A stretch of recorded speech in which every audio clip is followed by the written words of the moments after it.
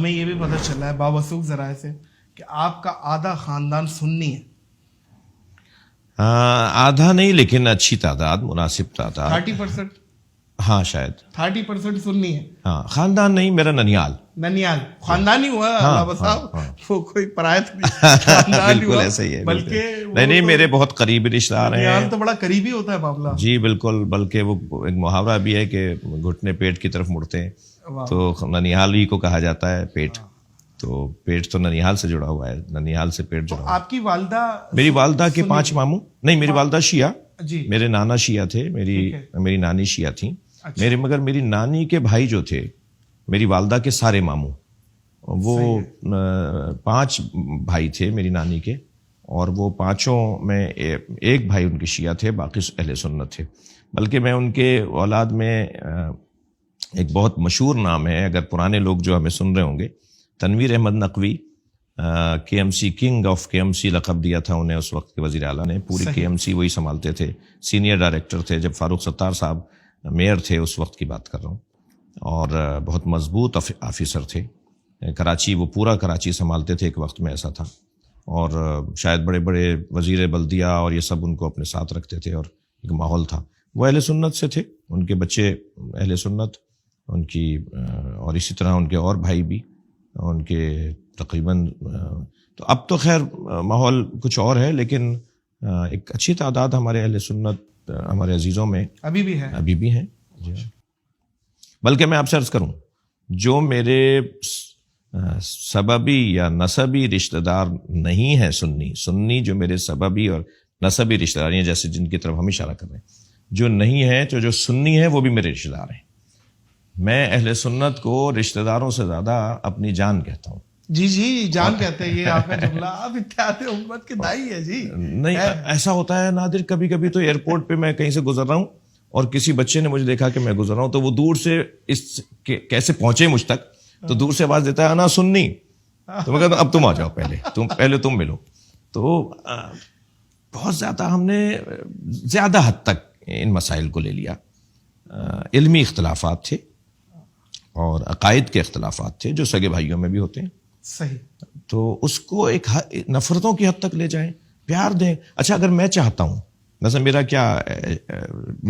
کیا چاہتا ہوں، بھائی شہنشاہ حسین نقوی کیا چاہتے ہو؟ تو میں یہ چاہتا ہوں کہ لوگوں کو مولا علی سے آشنا کروں، مولا امام حسین علیہ السلام سے اور کربلا سے آشنا کروں.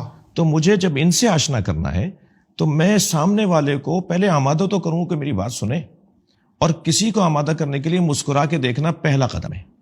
ہمارے یہاں تو عالم یہ ہے کہ ایسا چہرہ بگڑا ہوا ہوتا ہے جیسے چھٹا جہاز ڈوبا ہو.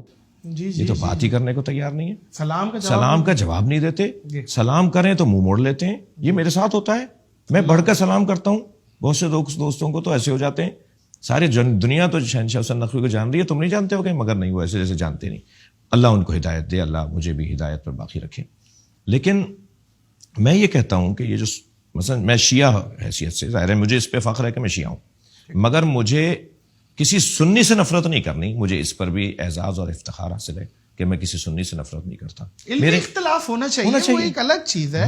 لیکن عقیدے تو مولانا بھی کہتے ہیں ایک بنیان کے مانند ہے جو اندر ہے، اور بظاہر تو محبت ہے. جی.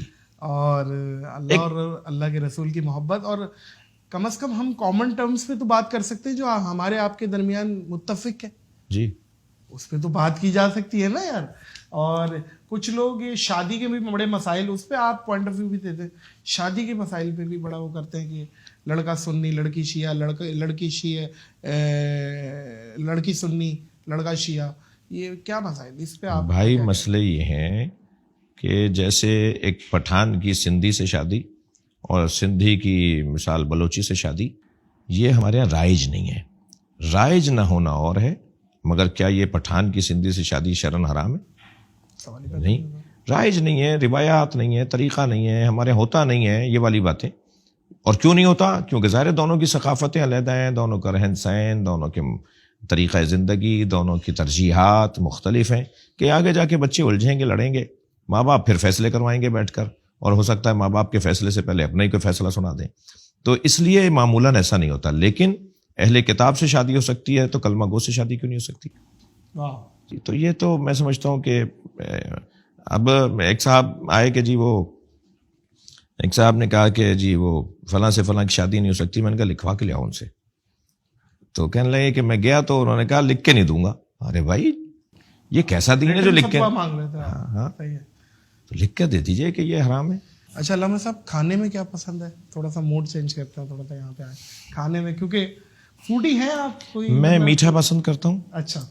اور یوں تو اللہ کے رزق جو بھی ہو سامنے وہ کھا لیتا ہوں. وہ تو ہے, لیکن ایک خاص جو انسان کی کڑھائی شڑائی لے آؤ بھائی, کڑھائی اچھی بنی ہوئی ہو, دمبخ لے آؤ, ہے کھڈی کباب لے آؤ, روش لے آؤ. دم پخت کا صحیح کہا آپ نے. اور میٹھا اس میں بھی زیادہ تر چنے کی دال کا حلوہ. اچھا چنے کی دال کا حلوہ, کیا بات ہے علامہ صاحب, لوگوں کے منہ میں پانی آ گیا. اور کڑھی جی کڑھی. اچھا کڑھی, جی ہاں, وہ جو جس میں وہ پکوڑے اور دہی کا سالن. جی کڑھی وہ اچھی رہتی ہے, مجھے اچھا لگتا ہے, وہ کھا لیتا ہوں. باقی یہ بھی ایک اللہ کا شکر ہے, میری دونوں مرحومہ بھی اور ان کی بہن بھی دونوں کھانے بنانے میں اپنے بزرگ والداؤں سے اچھا سیکھی بھی ہیں. یہ کھانا اچھا بناتی ہیں. یہ اچھا ہے, کیونکہ مرد کا وہ کہتے ہیں نا دل کا راستہ پیٹ سے ہوتے ہوئے جاتا ہے. یہ ہے کہ کھانے ہوتے ہیں.